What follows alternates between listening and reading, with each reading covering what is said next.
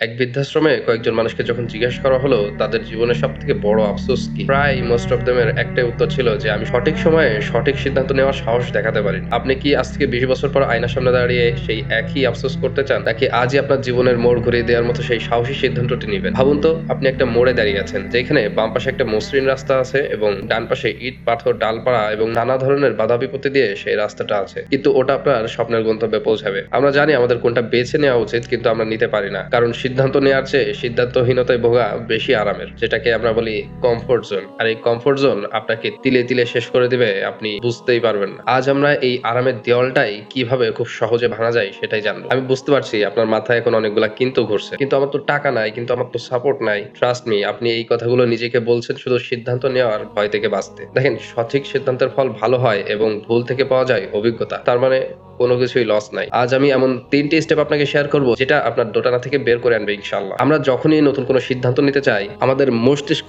চিৎকার করে বলে ওঠে যদি না হয়, যদি লোক হাসাহাসি করে। এই ভয়টাই আমাদের টেনে ধরে রাখে। আমরা সেফ গেম খেলতে যেয়ে জীবনের বড় বড় অপরচুনিটি গুলো মিস করে ফেলি। মনে রাখবেন, জাহাজ বন্দরে সবথেকে বেশি সেফ থাকে, কিন্তু জাহাজ তো বন্দরে পড়ে থাকার জন্য তৈরি হয় না। একে সমুদ্রের উত্তাল ঢেউ পাড়ি দিতেই হবে, কারণ তাকে তার জন্যই বানানো হয়েছে। আর আমরা মানুষ তো সেই ছোট্ট বিন্দু থেকেই চ্যালেঞ্জিং ফেস করেই দুনিয়াতে আসছি। আপনার কি মনে হয় আপনি সেই মানুষটা হয়ে সিদ্ধান্তের মতো এই ছোট একটা বেড়াজালে আটকে যাবেন? কখনোই না। তাই অবশ্যই সিদ্ধান্তহীনতা থেকে বের হয়ে আসার জন্য প্রথম স্টেপ, ডিসিশন নেওয়ার টাইম শর্ট করে আনুন। আপনার যেই কাজটা বা যেই ডিসিশনটা নিতে ১ দিন ২ দিন লেগে যাচ্ছে, সেটা কয়েক ঘন্টার মধ্যে নিয়ে আসুন। সিদ্ধান্ত সঠিক না ভুল সেটা পরে দেখা যাবে, কারণ আপনি তো অ্যাকশনেই যাননি। ভুল না সঠিক সেটা বুঝবেন কি করে? আগে সিদ্ধান্ত নিন। সিদ্ধান্তহীনতা বা দ্বিধাদ্বন্দ্ব আপনার মস্তিষ্ককে ধীরে ধীরে নষ্ট করে ফেলে। একটা মাঝারি মানের সিদ্ধান্ত নিয়ে কাজ শুরু করা হাত পা গুটিয়ে বসে থাকার চেয়ে হাজার গুণ ভালো। দ্বিতীয় স্টেপ, আপনার অতীতের ভুলগুলাকে অভিজ্ঞতায় কনভার্ট করুন। আমরা অনেক সময় কিন্তু নিজের পুরানো ভুলের বোঝা বয়ে বেড়াই। তাই নিজেকে বলুন, সেদিন আমার জ্ঞান কম ছিল এবং সেই ভুলগুলা থেকে আমি অনেক অভিজ্ঞতা অর্জন করেছি। আলহামদুলিল্লাহ,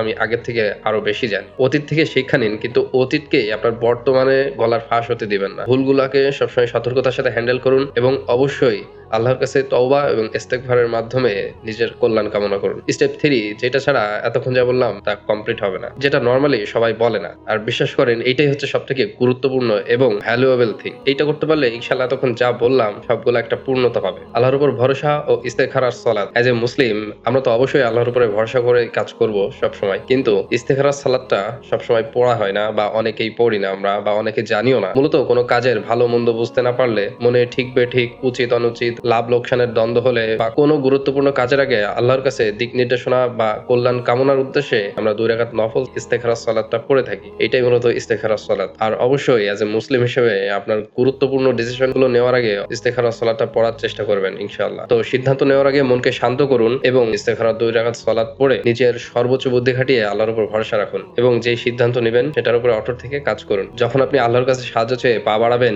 ইনশাআল্লাহ আপনার সামনে নতুন পথ খুলে যাবে। কারণ আমরা আমাদের নবী, রাসূল এবং সাহাবাদের জীবনে এইটাই দেখেছি। এবং আল্লাহর উপর ভরসা রেখে যদি আমরা সিদ্ধান্ত নিতে পারি, ইনশাআল্লাহ আমরা সঠিক পথেই আগাতে পারবো। আপনার জীবনটা কিন্তু আপনারই নেওয়া সিদ্ধান্তের একটা যোগফল। সেটা আপনি সিদ্ধান্ত নিয়ে ফলাফল পান বা সিদ্ধান্ত না নেওয়ার সিদ্ধান্ত নিয়ে ফলাফল পান, এটাই কিন্তু আপনার জীবন। আপনি চাইলে আজও ঘুমানোর আগে মোবাইল নিয়ে স্ক্রল করতে করতে সময় পার করে ফেলতে পারেন, অথবা দ্রুত ঘুমিয়ে ভোররাত থেকেই ইবাদত দিয়ে শুরুর মাধ্যমে আপনার স্বপ্নের সাহসী পদক্ষেপ নেওয়ার সিদ্ধান্ত নিতে পারেন। Choice is yours. এখনই কমেন্টে লিখুন আপনার এমন একটি সিদ্ধান্তের কথা যা আপনি অনেকদিন ধরে নিতে চেয়েও ভয় পাচ্ছেন। আপনার এই ভয়ের কথাটি লিখে ফেলা মানেই হলো অর্ধেক ভয়কে জয় করে ফেলা। ইনশাআল্লাহ আমাদের পরবর্তী ভিডিও আসবে পকেটে থাকা স্মার্টফোন নিয়ে, যেটা স্ক্রল করতে করতে আপনার জীবন শেষ এবং আপনার সিদ্ধান্তের ক্ষমতা কেড়ে নিচ্ছে। সেই ভিডিওটি দেখার জন্য অবশ্যই আমাদের সাথে কানেক্ট থাকবেন। আসসালামু আলাইকুম।